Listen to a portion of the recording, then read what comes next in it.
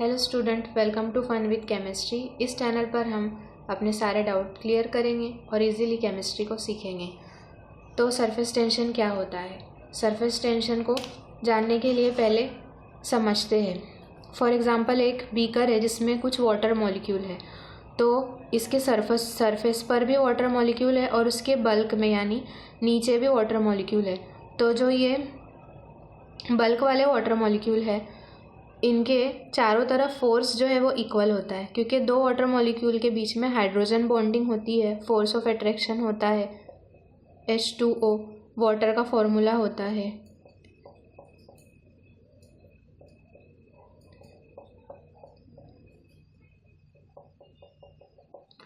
और इनका जो डायपोल मोमेंट होता है ऑक्सीजन के ऊपर डेल्टा माइनस और हाइड्रोजन पर डेल्टा प्लस, इसलिए इनके बीच में होती है strong hydrogen bonding. Hydrogen bonding की वजह से जो एक वाटर मॉलिक्यूल है दूसरे वाटर मॉलिक्यूल को अपनी तरफ पुल करता है।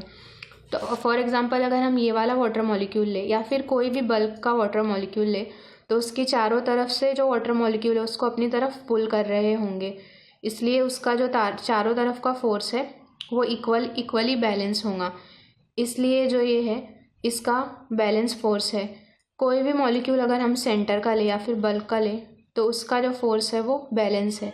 लेकिन अगर हम सरफेस का कोई वाटर मॉलिक्यूल, फॉर एग्जांपल ये वाला लेते हैं, उसकी साइड में तो एक वाटर मॉलिक्यूल है जो उसे इस डायरेक्शन में फोर्स से पुल करेगा, ये वाला वाटर मॉलिक्यूल इसे इस डायरेक्शन में पुल करेगा और नीचे वाला वाटर मॉलिक्यूल भी पुल करेगा, बट ऊपर कोई भी फोर्स नहीं है। इसके सिर्फ तीन साइड में फोर्स है, एक लैटरल फोर्स और एक डाउनवर्ड फोर्स। इसलिए जो सरफेस है वो कुछ ऐसी हो जाती है और ये होता है सरफेस टेंशन से।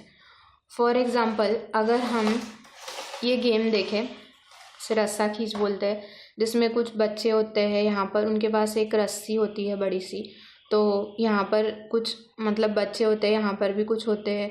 फिर जिसका फॉर एग्ज़ाम्पल ये तीन बच्चे हैं, तो इनकी ताकत ज़्यादा है, इनकी साइड का फोर्स ज़्यादा है, ये अपनी तरफ पुल करेंगे। जैसे ही इनका पैर इस यहाँ पर एक लाइन होती है, लाइन पे आएगा तो ये लोग जीत जाएंगे, है ना, क्योंकि इनकी तरफ पुल कर लेंगे पूरा।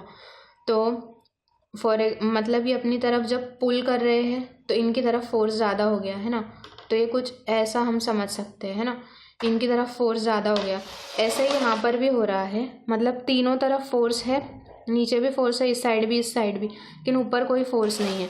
इसलिए सरफेस टेंशन की वजह से जो सरफेस है वाटर का वो ऐसा हो जाता है।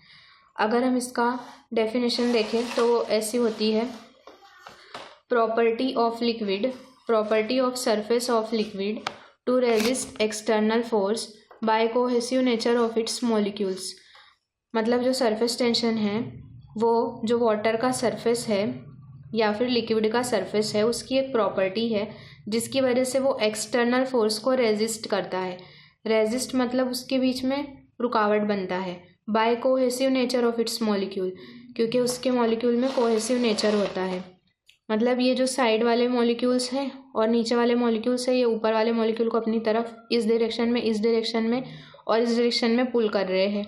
तो ये अनबैलेंस फोर्स हुआ। इसकी वजह से ये जो सरफेस टेंशन की वजह से फर्स्ट लेयर ऐसी हो जाती है और इसके ऊपर जो भी फोर्स आएगा तो उसको ये लेयर जो है रेजिस्ट कर सकती है, उसको बर्दाश्त कर सकती है ना। क्यों? क्योंकि उसके जो वाटर मॉलिक्यूल है उनका कोहेसिव नेचर है, अपनी तरफ वो पुल करके रख रहे हैं तीनों डायरेक्शन में। अगर हम इसका एग्जांपल देखें, जैसे कि जो लीव्स होती है, पत्ती होती है, तो वो पानी की सरफेस पर तैरती है। क्यों? क्योंकि वाटर की सरफेस में जो है सरफेस टेंशन होता है। उसी तरीके से जो कुछ इंसेक्ट्स होते हैं वो पानी की सरफेस पर जो है तैरते हैं। क्यों? फ्लोट करते हैं, क्योंकि वाटर की सरफेस में सरफेस टेंशन होता है जिसकी वजह से उसमें प्रॉपर्टी होती है टू रेजिस्ट एक्सटर्नल फोर्स। ठीक है, या फिर हम सिंपल वर्ड्स में ऐसे समझ सकते हैं: property of surface of liquid, जिससे वो कम से कम सरफेस एरिया में अरेंज होगा। यहाँ पर सरफेस एरिया ज़्यादा था लेकिन सरफेस टेंशन के बाद सरफेस एरिया कम हो गया, है ना। तो property of surface of liquid, जिससे वो कम से कम सरफेस एरिया में अरेंज होता है due to force in lateral and downward direction, क्योंकि फोर्स जो है साइड वाले मॉलिक्यूल्स का होगा और डाउनवर्ड डायरेक्शन में होगा, लेटरल एंड डाउनवर्ड डायरेक्शन।